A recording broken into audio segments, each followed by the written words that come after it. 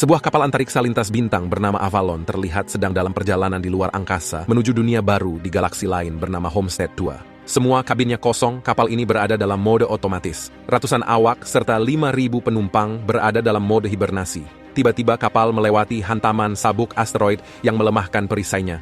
Tenaga kapal dialihkan ke perisai utama, tetapi kapal mengarah ke lintasan tabrakan dengan sebuah asteroid raksasa. Tiba-tiba asteroid itu bertabrakan dengan kapal itu dan menyebabkan kerusakan. Kapal mulai melakukan perbaikan diri, namun salah satu kapsul hibernasi teraktivasi. Penumpang yang terbangunkan adalah Jim Preston, seorang insinyur mekanik. Kapsulnya terbuka dan sistem otomatis membantu dalam proses penyadarannya. Jim diberitahu bahwa ia telah menghabiskan 120 tahun dalam animasi suspensi dan kapal hanya berjarak 4 bulan dari Homestead 2. Jim juga diberitahu bahwa ia dapat menikmati beragam kemewahan di kapal selama waktu itu. Ia menerima instruksi tentang gelang identitas, kabin, dan aktivitas utama yang harus diikuti sebelum tiba di planet tersebut.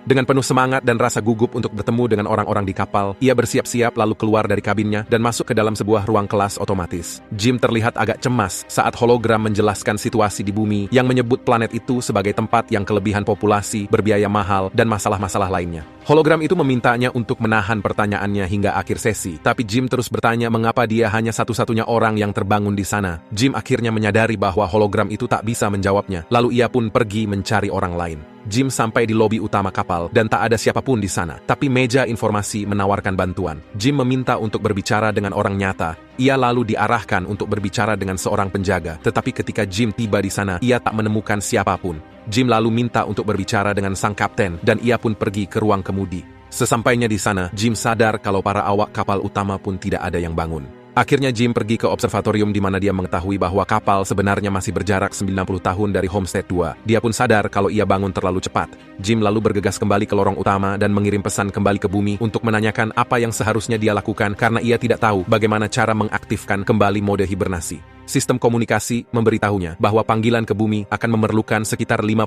tahun untuk mendapatkan jawaban kembali. Jim pun merasa frustrasi. Jim lalu berjalan-jalan dan menemukan bar kapal di mana ia melihat seseorang pelayan. Saat ia berbicara dengan pelayan itu, terasa ada sesuatu yang aneh dengannya. Dan saat pelayan itu mengambilkannya minuman, ia baru sadar bahwa ia adalah sebuah robot android bernama Arthur. Jim pun ingin menggali lebih banyak informasi darinya, tetapi dia juga bahkan tak bisa menjelaskan kepada android itu bagaimana mungkin dia bisa berada di sana lebih awal.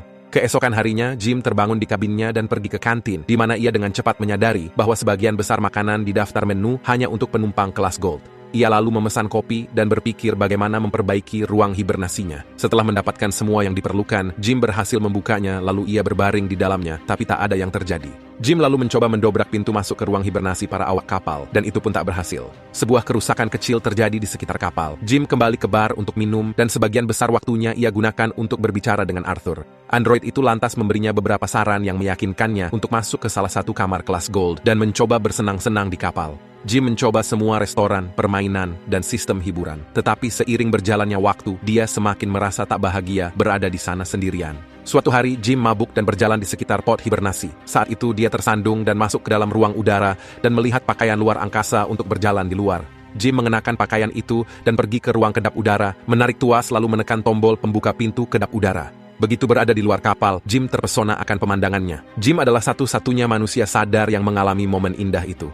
Jim melepas magnet di sepatu botnya dan melayang di luar angkasa, namun ia kembali merasa frustrasi. Jim lalu kembali masuk dan melepas pakaian luar angkasa itu dan masuk kembali ke ruang hampa udara. Ia hampir menarik tuas dan siap mengakhiri hidupnya, tapi ia berubah pikiran seketika. Sambil berlari dan kembali masuk, Jim tergelincir oleh sebuah botol. Saat ia berdiri, seketika matanya tertuju pada seorang wanita di sebuah pod bernama Aurora. Jim pun mencari berkas-berkasnya dalam direktori dan mendengarkan wawancaranya sebelum keberangkatan. Jim terpesona olehnya. Kemudian, dia pun duduk di samping potnya dan terus mendengarkan wawancara-wawancaranya. Kembali ke bar, Jim membaca beberapa tulisan Aurora dan berbicara dengan Arthur tentang tulisannya. Dia menjadi terobsesi dan merasa ironis tentang situasi dirinya sendiri. Ia pergi ke planet lain untuk kehidupan yang lebih baik, namun bangun lebih awal dan tak bisa sampai ke sana. Lalu ia menemukan wanita impiannya yang ia sadar tak dapat ia miliki. Jim terus memikirkan tentang Aurora, dan ia pun mulai berpikir untuk membangunkannya juga. Dia mendiskusikan hal itu dengan Arthur, tapi android itu tak mengerti dilema yang ia alami. Jika ia membangunkannya demi keuntungannya sendiri, Aurora tentu akan terjebak di sana bersama dirinya dan mati di kapal itu. Jim awalnya memutuskan untuk tidak melakukannya, tetapi seiring berjalannya waktu, dia tak bisa mengontrol perasaannya. Hingga suatu hari, Jim sudah tak tahan lagi. Ia pergi ke kapsul Aurora dan berhasil mengaktifkannya. Saat Aurora terbangun dan mengalami proses yang sama seperti yang pernah ia alami, Jim bersembunyi dan kembali ke kamarnya. Beberapa saat kemudian, Jim pergi ke aula utama dan berharap ia menemukan Aurora. Ia pun menemukannya sedang kebingungan seperti yang ia alami setahun yang lalu. Jim lalu memberitahu Aurora bahwa hanya mereka berdualah yang terbangun lebih awal, lalu Jim membawanya ke observatorium. Jim kemudian memberitahunya bahwa dia tak bisa menghubungi awak kapal maupun komando utama kapal. Aurora pun panik dan ingin kembali masuk ke dalam kapsulnya. Saat sampai di sana, Jim menjelaskan bahwa tak ada peralatan khusus di kapal yang dapat membantu mereka kembali masuk ke dalam mode hibernasi.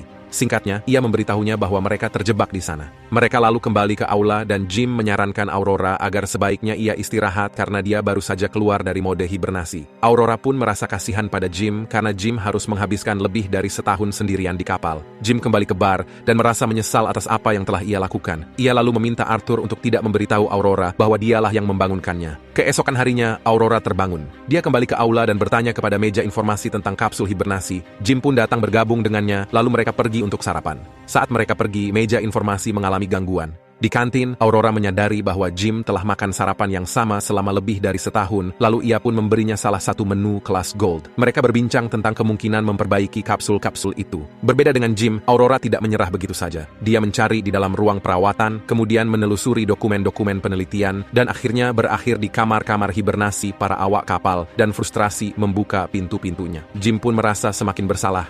Beberapa waktu kemudian, Aurora menyadari situasinya di Avalon. Dia pun mulai menulis, jogging mengelilingi kapal dan berenang. Dia pergi ke kantin untuk mewawancarai Jim dan berpikir bahwa kisahnya mungkin akan lebih menarik.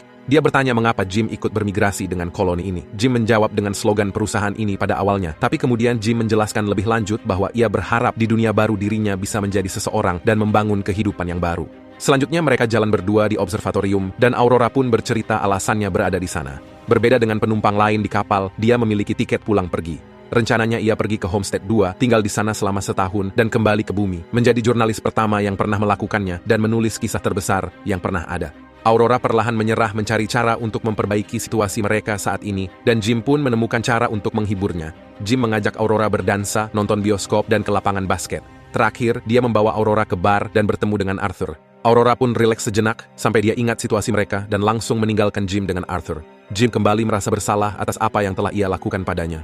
Momen berikutnya, Jim terlihat sedang mengutak-atik sesuatu. Di tempat lain, Aurora masuk ke dalam observatorium untuk menemukan replika gedung Chrysler yang dibuat khusus untuknya. Beberapa waktu kemudian, mereka kencan di bar. Mereka makan malam dan berbagi kisah tentang kehidupan mereka. Aurora bercerita bahwa ayahnya meninggal saat dia remaja. Setelah makan malam, Jim membawa Aurora ke dalam airlock, lalu mereka mengenakan pakaian luar angkasa. Mereka keluar dan berjalan di luar angkasa bersama. Akhirnya, Jim memiliki seseorang untuk berbagi pengalaman yang luar biasa itu. Jim mematikan magnet di sepatu mereka, dan mereka pun melayang bersama di luar angkasa. Saat mereka kembali ke dalam, mereka pun berciuman, dan akhirnya masuk ke kabin Jim, lalu tidur bersama. Tak lama kemudian, mereka mulai hidup layaknya pasangan. Aurora pindah ke kabin Jim, dan menulis tentang kehidupannya di kapal. Mereka jogging bersama, makan bersama, dan tidur bersama. Jim menjelajahi kapal lebih jauh, dan menemukan ruang hidroponik. Jim lalu membawakan bunga untuk Aurora. Suatu hari, kapal melewati sebuah bintang raksasa merah dan mereka pergi ke observatorium untuk melihatnya. Hari itu adalah ulang tahun Aurora, jadi malam itu mereka merayakannya di salah satu restoran di kapal, kemudian lanjut di bar. Jim pergi ke toilet dan menyiapkan cincin yang ia buat untuk Aurora. Sementara Aurora tinggal di bar dan mengobrol dengan Arthur. Arthur lalu memberitahu Aurora bahwa Jim sengaja membangunkannya. Ia tak sadar bahwa ia seharusnya tetap menjaga rahasia itu. Saat Jim kembali, ia menemukan Aurora yang penuh dengan kemarahan.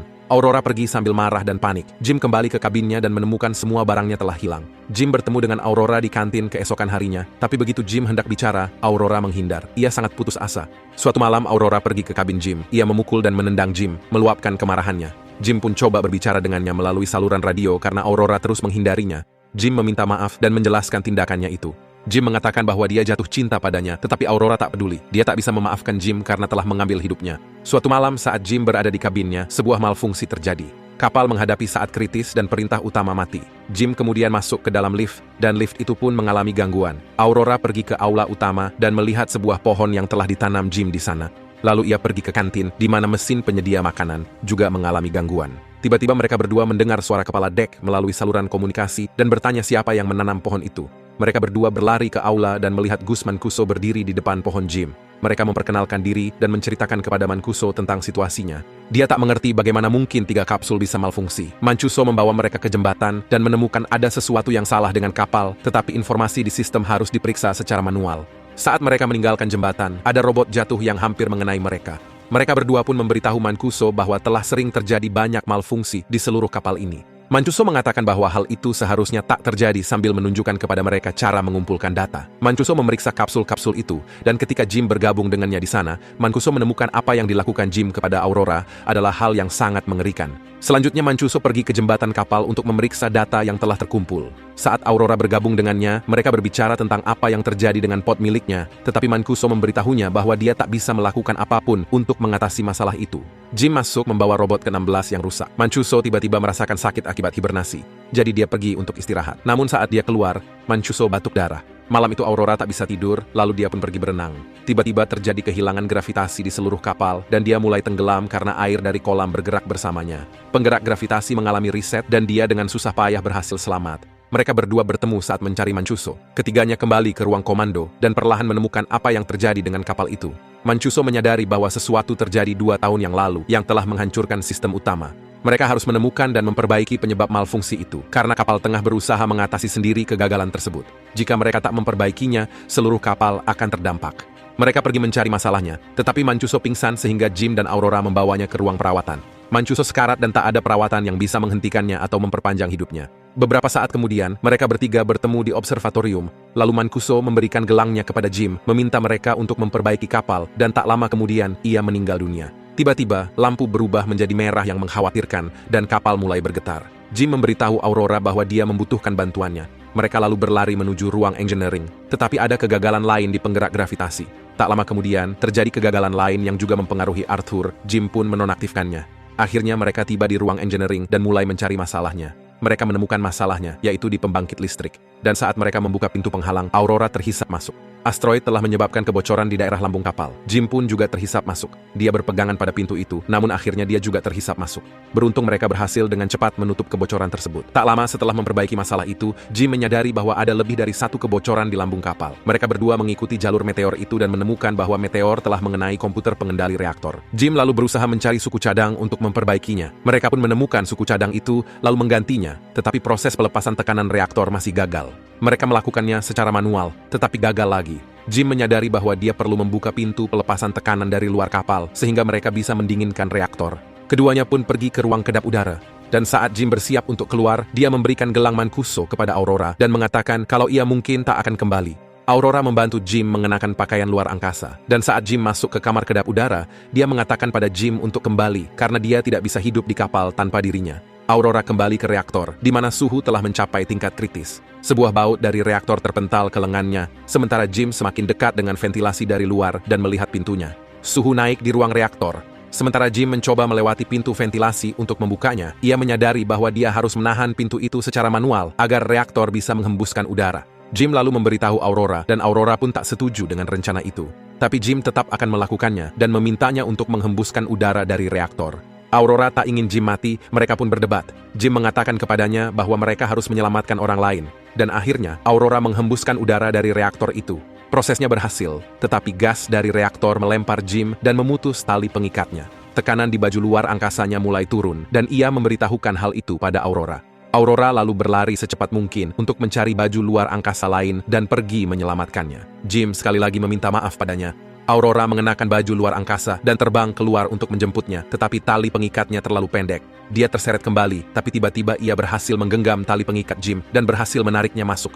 Aurora membawa Jim ke ruang perawatan, dan ia mengetahui bahwa jantung Jim sudah tak berdetak. Dia pun menggunakan gelang Mancuso untuk mengakses protokol medis dan mengobatinya. Kapsul medis itu melakukan pekerjaannya secara otomatis dan berhasil menyelamatkan Jim. Aurora pun memaafkannya. Beberapa hari kemudian, Aurora memperbaiki Arthur, dan mereka melakukan penguburan antariksa yang layak bagi Mancuso. Jim lalu membawa Aurora ke ruang perawatan dan memberitahunya bahwa dia telah menemukan cara untuk menggunakan kapsul medis sebagai kapsul hibernasi. Jim meminta Aurora untuk masuk ke dalam kapsul dan menjalani sisa perjalanannya di mode hibernasi. Namun, seperti yang kemudian terungkap, Aurora menolak dan memutuskan untuk tetap bersama Jim, hidup bersama di dalam kapal. Akhirnya, Jim pun melamar Aurora, dan mereka menjalani sisa hidup mereka di dalam kapal itu. 88 tahun kemudian, Avalon tiba di Homestead 2. Para kru terbangun dan menemukan kapal mereka dalam keadaan yang sangat tidak terduga. Aurora meninggalkan pesan untuk mereka, menceritakan kembali kisah hidupnya bersama Jim di dalam kapal itu selama mereka tertidur.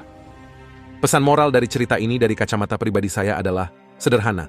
Cowok akan selalu butuh cewek, begitupun sebaliknya. Gimana? Setuju nggak, Mblo?